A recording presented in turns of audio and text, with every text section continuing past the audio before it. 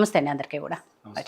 So Ramurthy గారు, BRS party 2 సంవత్సరాలైంది అధికారాన్ని కోల్పోయి, ప్రతిపక్షంగా మాక్సిమం సీట్లు ప్రజలు ఇచ్చారు. బాధ్యతాయుతమైన ప్రతిపక్ష పార్టీగా ప్రజల తరపున పోరాడతాము, ప్రజల గొంతుకయ్యి ప్రశ్నిస్తాము, కాంగ్రెస్ పార్టీ వైఫల్యాలు ఏవైతే ఉన్నాయో వాటన్నిటిని కూడా ప్రజల్లోకి తీసుకెళ్తాం, ఇవన్నీ కూడా బీఆర్ఎస్ పార్టీ చెప్తూ వస్తాను. అంతవరకు బాగానే ఉంది. కానీ అంతర్గతంగా పార్టీ పరిస్థితి చూస్తే మాత్రం ఇందాక నేను చెప్పినట్టు గెలిచిన ఎమ్మెల్యేలు మారటం, నిన్న మాజీ ఎమ్మెల్యేలు ఎవరైతే గువ్వల బాలరాజు కానివ్వండి, లేకపోతే అంతకుముందు మధిర మాజీ ఎమ్మెల్యే కొండబల్ల కోటేశ్వరరావు గారు, వీళ్ళందరూ కూడా ఈ బీఆర్ఎస్ పార్టీకి రిజైన్ చేయటము, ఇంకా చాలామంది ఉన్నారు, వాళ్ళందరూ కూడా పార్టీకి రిజైన్ చేస్తారు, మాజీలు కావచ్చు, గెలిచిన ఎమ్మెల్యేలు కావచ్చు, ఇలా రకరకాలుగా ఉంది బీఆర్ఎస్ పార్టీ పరిస్థితి ఏంటి అని. ఇంకోవైపు కవిత కేటీఆర్ మధ్య ఏదో జరుగుతోంది అన్న ఊహాగానాలు, సోషల్ మీడియాలో వార్తలు, ఇవన్నీలో ఏం జరుగుతోంది బీఆర్ఎస్ పార్టీలో అనేది ముఖ్యంగా కార్యకర్తల్లో ఆందోళన నెలకొంది. కాబట్టి ఏం చెప్పదలుచుకున్నారు ఈ పరిణామాలన్నిటికీ? అదేం లేదండి, అధికారం కోల్పోయినప్పుడు ఇవన్నీ సహజమే. పార్టీలో ఎలాగంటే ఏదైతే అధికారం ఉన్నప్పుడు కొంతమంది ఇక్కడ ఉంటారో, అధికారం పోయిన తర్వాత కొంతమంది అటు వెళ్తారు. ఏదంటే కొంతమంది నేను ఉద్దేశించి చెప్తున్నా, ఎందుకంటే వీధి కుక్కలు ఎక్కడ బొక్క ఉంటే అక్కడికి వెళ్తాయి అన్నట్టు ఇలాంటి కుక్కలు చాలా ఉంటాయి. ఎందుకంటే కేసీఆర్ గారు లేకపోతే, కేసీఆర్ గారు ఏదో ఉద్యమం చేయకపోతే, కేసీఆర్ గారు పార్టీ నిర్మాణం కాకపోతే తెలంగాణ రాకపో, అదేవిధంగా వీళ్ళకి పదవులు రాకపో, పదవులు అనుభవించి పంది కుక్కల్లాగా మేసిందే కాక, అదేవిధంగా పోతూ కొంతమంది నాయకులు కూడా మా మీద గతంలో కూడా కొంత ఏదైతే ఆరోపణలు చేసిపోయిన క్రమాన్ని కూడా చూసాం. సరే, ఇప్పుడు కాంగ్రెస్ నుంచి వెళ్ళి మా సైడ్ వచ్చినా, మా సైడ్ నుంచి కాంగ్రెస్ పోయినా, అదేవిధంగా బీజేపీ నుంచి మా సైడ్ వచ్చినా, మా సైడ్ నుంచి బీజేపీకి పోయినా, చాలా అంశాలు. ఎందుకంటే ఇప్పటి నుంచి కాదు, ఏదైతే పార్టీ ఫిరాయింపులు కానీ, పార్టీ చేంజ్లు కానీ ఇప్పటి నుంచి కాదు, చాలా కాలం నుంచి నడుస్తున్నది. రాజీవ్ గాంధీ వచ్చిన తర్వాత దాన్ని బ్రేక్ చేద్దాం అనుకున్నాడు. మళ్ళీ ఏదైతే రాహుల్ గాంధీ కూడా చేతిలో ఏదైతే రాజ్యాంగం పట్టుకొని నేను పార్టీ ఫిరాయింపులకు వ్యతిరేకం అంటాడు, మళ్ళీ ఇక్కడికి వచ్చే వరకు వాళ్ళు సేమ్ స్వాగతిస్తూ ఉంటారు. ఇలాంటి పరిస్థితులు. ఎందుకంటే ఇప్పుడు కొంతమంది ఎమ్మెల్యేలు కానీ, మాజీ ఎమ్మెల్యేలు కానీ వాస్తవంగా కొంత లాస్ట్ ఎలక్షన్స్లో కూడా కొంత మాకు దెబ్బ పడ్డది. వాస్తవంగా ఒప్పుకోవాలి. ఎందుకంటే కొన్ని నిజాలు ఒప్పుకున్న మా పార్టీలో కూడా అంతర్గతంగా ఏదైతే ఎంపీ ఎలక్షన్స్కి ముందుగా, ఏదైతే తర్వాత కానీ, దాని తర్వాత ఎమ్మెల్యే ఎలక్షన్స్ తర్వాత కానీ మేము కొన్ని సమీక్షించుకున్న క్రమంలో కొన్ని అంశాలు ముందుకు వచ్చినప్పుడు అది నిజంగానే ఇది ఈరోజు మా కార్యకర్తలు చెప్పిందే నిజం అనిపిస్తుంది. ఎందుకంటే కొంతమంది చేయబట్టి మాకు ప్రాబ్లం అయింది, ఆ వ్యక్తులు చేయబట్టే ఈ రోజు మాకు ఈ పరిస్థితి ఏర్పడ్డది అన్నది వాస్తవం.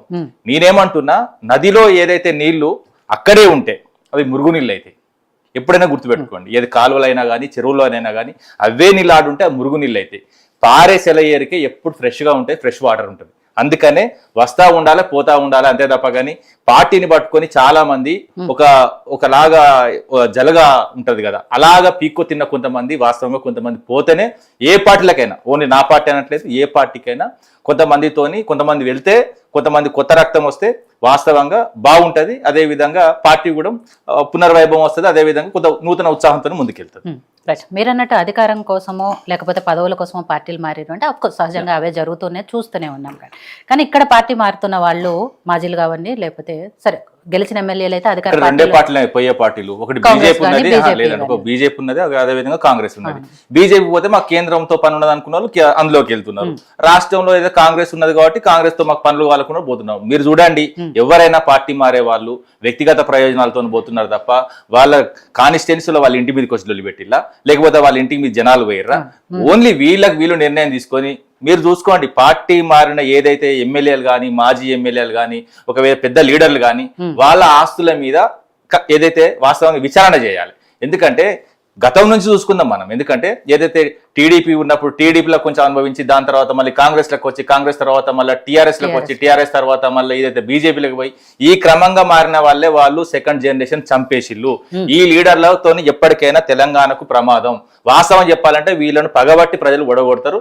మీరు ఎక్కడ ఉన్నా, ఏ విధంగా ఉన్నా మీ నిజ స్వరూపం తెలిసింది కాబట్టి మీతోని ఏం కాదు, ఊదు కాదు, పీరు లేదు. తెలంగాణలో మీ వాస్తవంగా చెప్పాలంటే ఈ తెలంగాణ నేల మీద మీ అవసరం ఉండదు. నేను అదే అంటున్నాను. ఇప్పుడు పదవుల కోసమో అధికారం కోసమో పార్టీ మారారు అంటే ఓకే, బట్ ఇప్పుడు నిన్న గువ్వల బాలరాజు విషయం కానివ్వండి, లేకపోతే ఇంకొంతమంది చూసుకున్నా కూడా బాలరాజు కేసీఆర్ లేకపోతే చాలా మంది కేసీఆర్ లేకపోతే లేరు, అది వేరే విషయం. కానీ నేను అనేది ఏంటంటే అధికారం కోసమో పదవుల కోసమో కాకుండా గువ్వల బాలరాజు లాంటి వాళ్ళ విషయాలు తీసుకుంటే ఒక చర్చ ఏం జరుగుతోందంటే భవిష్యత్తులో బీజేపీలో విలీనం కాబోతోంది కాబట్టి బీఆర్ఎస్ పార్టీ అప్పటిదాకా వెయిట్ చేయడం ఎందుకు, మనమే ముందు పార్టీ మారితే అయిపోతుంది కదా, అందుకే బీజేపీలోకి వెళ్తున్నారు అనేది మా పార్టీ క్లియర్ చెప్పిందండి. ఇప్పుడు బీజేపీ మిత్రుడు ఇక్కడ ఉన్నాడు, మేము కలుద్దామా? ఎప్పుడైనా ఆలోచన ఉన్నదా? లేదు.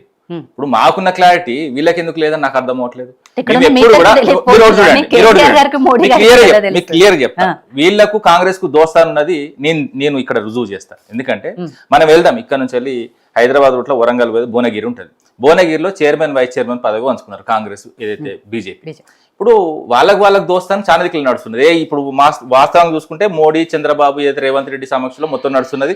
అదే విధంగా ఏదైతే ముఖ్యమంత్రి కూడా స్వయాన కూడా చెప్పిండు, ఎందుకంటే నేను ఏదైతే మోడీ అంశాలను ముందు తీసుకుపోతున్నాను కాబట్టి మాలో ఉన్న పార్టీ సీనియర్ నచ్చట్లేదని కూడా బహిరంగ సభలో చెప్పిన సందర్భాలు ఉన్నాయి.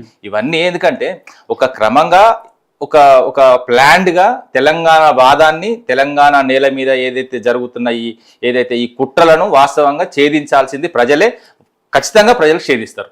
ఎందుకంటే ఈ స్థానిక ఎన్నికల్లో పాలేందో నీళ్ళలో తెలుస్తాయి కాబట్టి వీళ్ళు ముందుకు వెళ్తలేరు. అందుకనే ఎలక్షన్స్ పెడితే ఈ రెండు పార్టీలకు దెబ్బ పడుతుంది కాబట్టి వీళ్ళ నిజ స్వరూపం ఏందని ప్రజలు తెలియజేస్తారు కాబట్టి అక్కడ బ్రేక్ పడుతుంది. లేకపోతే స్థానిక ఎన్నికలకు ఎప్పుడో పోవాలి అసలు. సో ప్రేమ్ గాంధీ గారు, బీఆర్ఎస్ పార్టీ నాయకులు అంతకుముందు చాలా మంది ఎమ్మెల్యేలు మాతో టచ్లో ఉన్నారు, పార్టీ మాటానికి సిద్ధంగా ఉన్నారని గతంలో బండి సంజయ్ గారు లాంటి వాళ్ళు చాలాసార్లు మాట్లాడారు. తర్వాత అధికారం కోల్పోయిన తర్వాత కూడా బీఆర్ఎస్ పార్టీ ఓడిపోయింది కాబట్టి, ఆ పార్టీ పని అయిపోయింది కాబట్టి వాళ్ళందరూ మా పార్టీలోకి రావడానికి సిద్ధంగా ఉన్నారనే కామెంట్స్ కూడా బీజేపీ నాయకులు చాలా మంది చేశారు.